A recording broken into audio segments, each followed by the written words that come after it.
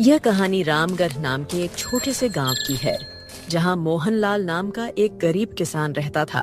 मोहनलाल का इस दुनिया में उसकी बेटी राधा के अलावा कोई नहीं था। अभी कुछ ही समय पहले उसकी पत्नी का देहांत हुआ था।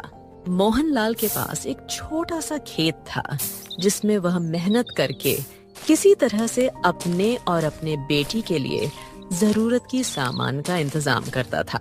यह उस समय की बात है जब गांव में भयंकर सूखा पड़ा था।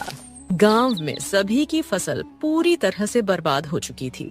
फसल बर्बाद होने के कारण मोहनलाल के पास अब कमाई का कोई जरिया नहीं था। उसके पास जो बच्चे कूचे पैसे थे, वह भी खत्म हो चुके थे।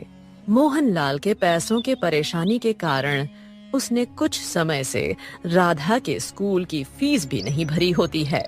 इसी चिंता से मोहनलाल घर के बिस्तर पर परेशान होकर बैठा होता है। तभी उससे परेशान देख उसकी बेटी राधा उसके पास आती है। क्या हुआ पिताजी? आज आप बहुत परेशान दिखाई दे रहे हो। कोई परेशानी है क्या? नहीं बेटी, कोई परेशानी नहीं है, बस ऐसे ही। नहीं पिताजी, कोई परेशानी तो है। मुझे बताइए क्या हुआ है। कुछ नहीं बेटी, बस तुम तो जानती हो कि इस साल सूखा पड़ने के कारण हमारी सारी फसल खराब हो चुकी है और मेरे पास थोड़े बहुत जो पैसे थे वह भी खत्म होने को है। इसीलिए अगली फसल तक घर किस तरह चलाऊं, यह चिंता मुझे खाई जा रही है। पिताजी, आप चिंता क्यों कर रहे हो? आपकी मदद के लिए मैं भी कोई काम कर लेती हूँ। नहीं बेटी, उसकी कोई जरूरत नहीं है। तुम बस अपनी पढ़ाई पर ध्यान दो, मैं कुछ करता हूँ। पिताजी, इस मौके पर बोलना सही नहीं है, परंतु स्कूल के हेडमास्टर फीस के लिए बोल रहे थे। हाँ बेटा, तुम उसकी चिंता मत करो। मैं किसी भी तरह कल परसों तक तुम्हारे स्कूल की फीस भर दूंगा। फिर वहाँ से राधा अपने कमरे में चली जाती है।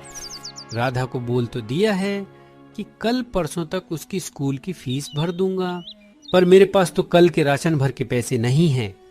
इसी चिंता से परेशान होकर मोहन अपने घर में टहलने लगता है।